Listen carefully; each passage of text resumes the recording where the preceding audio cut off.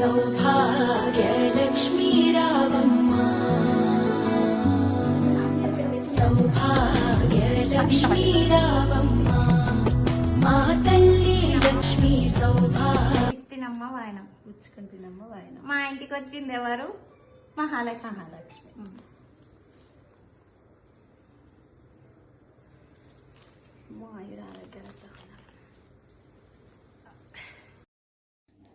Hello అందరికీ వరలక్ష్మి వ్రతం శుభాకాంక్షలు అండి. ఆ లక్ష్మీదేవి ఆశీస్సులు మనందరికీ నిండుగా ఉండాలని కోరుకుంటున్నాను నేనైతే మనస్ఫూర్తిగా.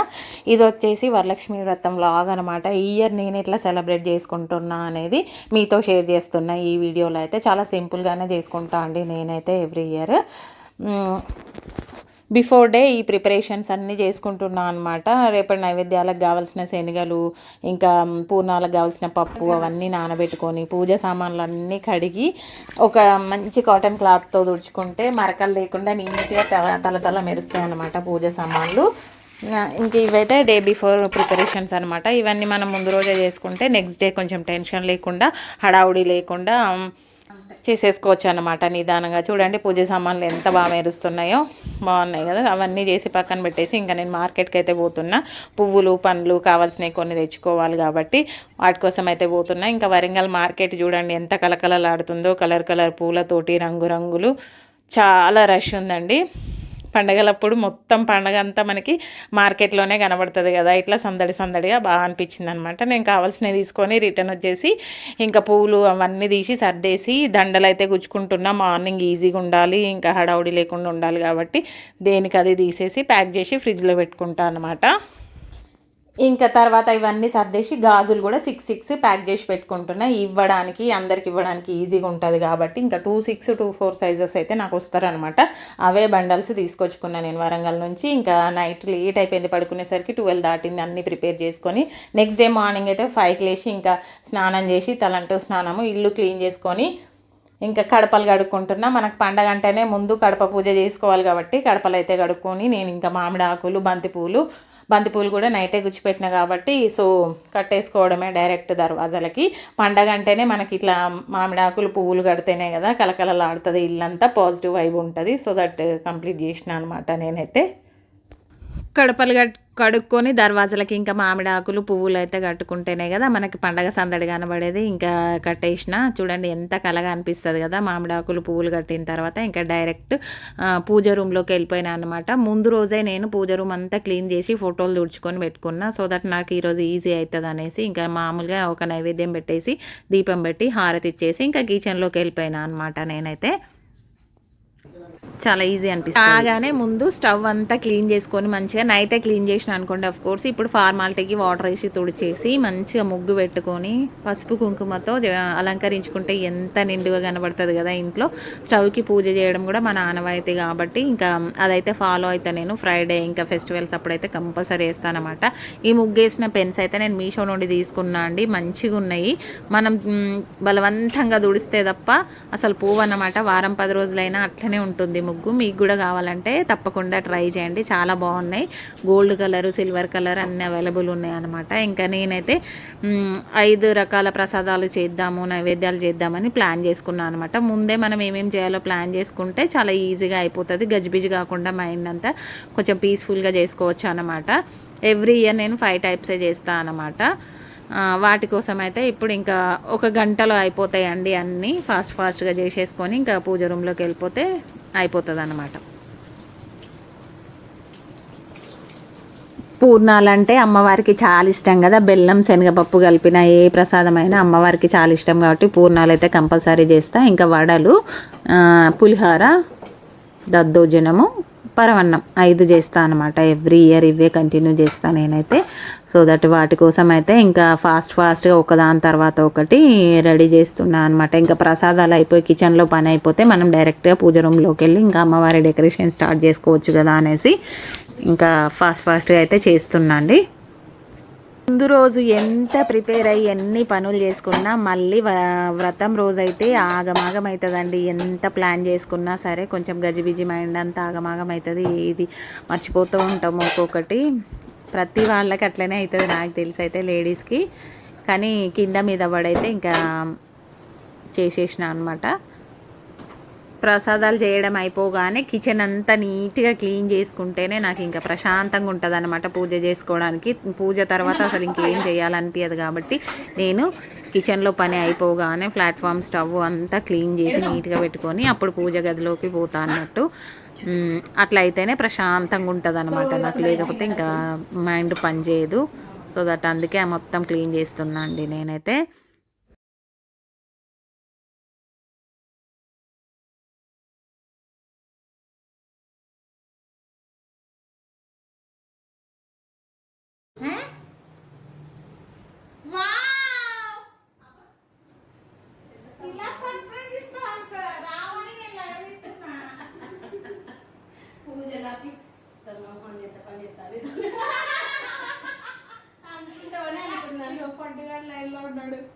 ఎందుకు రాలే ఆన్ ది వేలో ఎవరు ఇంకా బయట. ముందు రోజు నైట్ మా ఫ్రెండ్ మార్నింగే వస్తావు కదా అంటే ఎవ్రీ ఇయర్ తనే వస్తుంది అనమాట నాకు హెల్ప్ చేయడానికి. ఈ ఇయర్ కూడా వస్తావు కదా అని కాల్ చేసినప్పుడు రాను నాకు వీలు కాదన్నదనమాట. చాలా బాధ అనిపించి కొద్దిసేపు హట్ అయినా.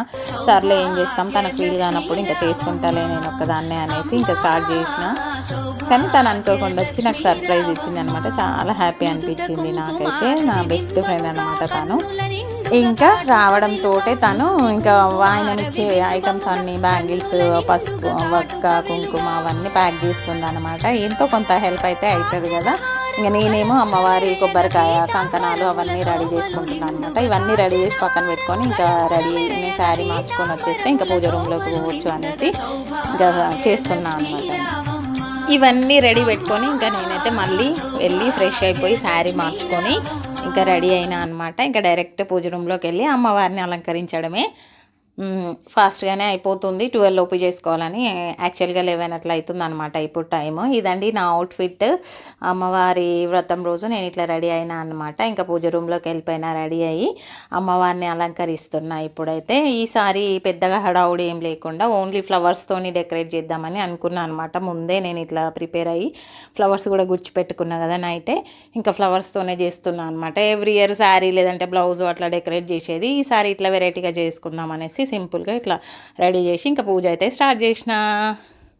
కలశానికి పెట్టిన బ్లౌజ్ పీస్ ఉంది కదా, ఈ మధ్య ఇప్పుడు ట్రెండింగ్ అయినాయి కదా అమ్మవారి ఫేస్ వచ్చి వాటి మీద చాలా బాగున్నాయండి. మీషోలో అవైలబుల్ ఉన్నాయి. రెడ్ కలర్లో, గ్రీన్ కలర్లో మీటర్ క్లాత్ మీద వస్తుంది అనమాట. అవి మనం బ్లౌజ్ కూడా కుట్టించుకోవచ్చు పూజ తర్వాత. చాలా బాగా అనిపించింది నాకైతే.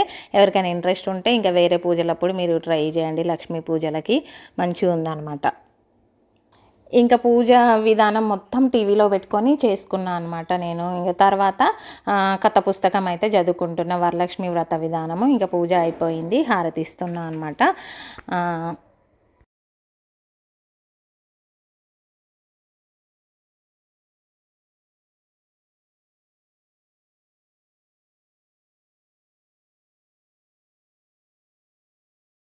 సౌభాగ్య లక్ష్మీ రావమ్మ అమ్మా, సౌభాగ్య లక్ష్మీ రావమ్మ.